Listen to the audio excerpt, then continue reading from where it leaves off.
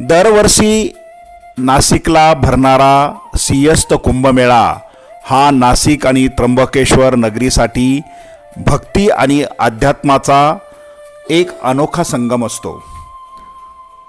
नाशिकचा कुंभमेळा कसा असावा किंवा माझ्या मनातील कुंभमेळा या विषयावरचं हे भाषण कुंभमेळ्याच्या नेमक्या वैशिष्ट्यपूर्ण गोष्टी आणि कुंभमेळा कसा असावा यावर प्रकाश टाकतो.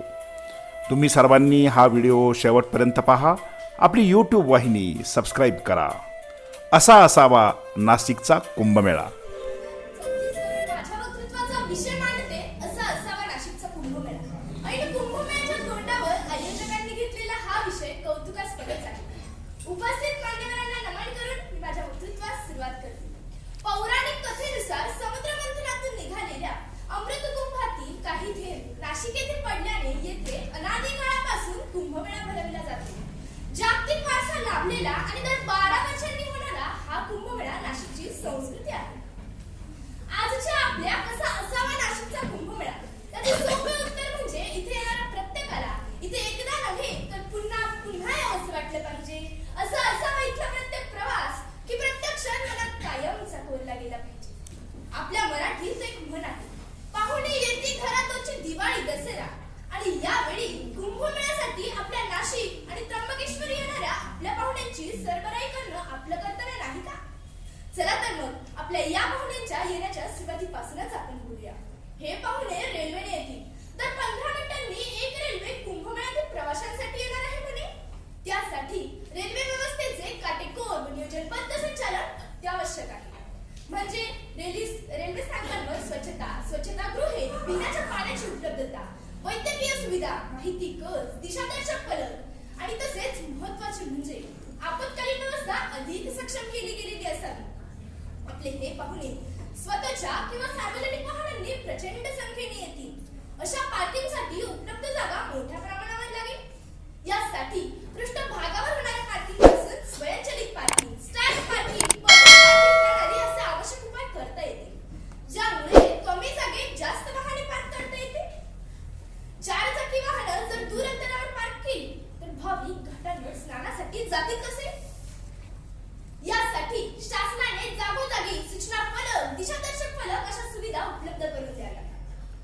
नाशिक आणि त्र्यंबकेश्वरच्या रस्त्यांबद्दल बोलायचे झाले म्हणजे तुझ्या गळा माझ्या गळा पाहू खड्ड्यांच्या माळा अशी भीषण अवस्था झाली आहे. दृष्ट लागण्यासाठी आपले शहर आणि शहराबाहेरील परिक्रमा मार्ग उत्तम असावा अशी माफक अपेक्षा. येणाऱ्या भाविकांना शहरातील हॉटेल्समध्ये मर्यादित रूम्स उपलब्ध असल्यामुळे कार्यालये, ठिकाणा पडलेल्या शासकीय इमारती, शासकीय वसाहती शासनाने ताब्यात घेऊन माफक मोबदल्यात त्या उपलब्ध करून द्याव्या. तिथे आवश्यक त्या सर्व सोयी असाव्या. आणि हो, या प्रत्येक घटकावर शासनाचे पूर्ण कुंभमेळा कालावधी 24 तास नियंत्रण असावे असे मला वाटते. येथील सिंहस्थ पर्वणीत कोट्यावधी भाविक अमृत स्नानासाठी येतील. तर कुठेही वाहतूक कोंडी न होता भाविकांना घाटाकडे येता आले पाहिजे. भाविकांचे स्वच्छ पाण्यात स्नान, वाहतूक आपत्ती व्यवस्थापन, घाटांची क्षमता, पाण्याची खोली, विद्युतीकरण, आपत्कालीन मार्गांची पाहणी या सर्व बाबी काटेकोरपणे पाहिल्या गेल्या पाहिजे. आणि सर्वात महत्त्वाचे म्हणजे प्रत्येक ठिकाणी मोबाईलला नेटवर्क मिळाले पाहिजे. कारण कुंभमेळा कुठल्याही गडबड न लागता यशस्वी होण्यासाठी या गोष्टी फार महत्त्वाच्या आहेत. असो, कुंभमेळ्याचे प्रमुख आकर्षण म्हणजे साधू महंत आणि त्यांचे आखाडे. या सर्वांना स्थानिक स्वरूपाच्या सोयीसुविधा उपलब्ध असाव्या. या साधूमुळेच आपल्याला आपल्या भारताची एक वेगळी सांस्कृतिक ओळख पाहण्याची आणि ऐकण्याची संधी मिळणार आहे. त्यामुळे त्यांचे साधुग्राम हे आनंददायीच असावे अशी माफक अपेक्षा. कुंभमेळा हा साधू महंतांचा आहे, तसाच तो सर्वसामान्य भाविकांचाही आहे. यात येणारे बहुतांश लोक गरीब किंवा मध्यमवर्गीय असतात. त्यांची देवदर्शनासाठी पैसे मागत लूट होणार नाही याची खबरदारी शासनाकडून आणि स्वयंसेवी संस्थांकडून घेतली गेली पाहिजे. कुंभमेळ्या दरम्यान दररोज लाखो टन कचरा होणार आहे.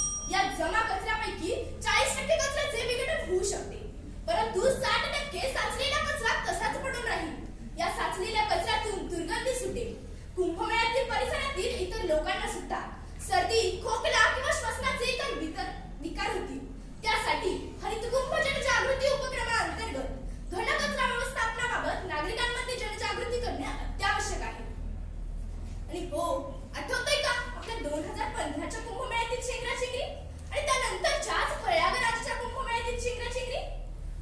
भयंकर परिस्थिती होते अशा प्रसंगी. असे होऊ नये म्हणून शाही स्नानाच्या आधी आणि नंतर 2 दिवस शक्यतो आपण नाशिककरांनी घाटावर जाऊच नये. यामुळे काही प्रमाणात का होईना गर्दी कमी होईल आणि चेंगराचेंगरी टळेल. उगाचच आले मनात चालेले तपवनात असे नाशिककरांनी करू नये. आपल्या कुंभमेळ्याच्या सोहळ्याला आपण राष्ट्रीय एकात्मतेचे प्रतीक बनूया. युनेस्कोने देखील दखल घेतलेला हा कुंभमेळा नाशिक आणि त्र्यंबकेश्वर या दोन्ही शहरांमध्ये विकासाची एक नवी पहाट घेऊन येणार आहे. आपल्या शहराचे ब्रँडिंग जगाच्या कानाकोपऱ्यात होण्यासाठी सिंहस्थ कुंभमेळा हे नाशिककरांपुढे एक मोठे माध्यम आहे. त्यामुळे येथील अर्थकारणाला गती मिळणार आहे. स्वयंसेवी संस्था, समाजसेवक आणि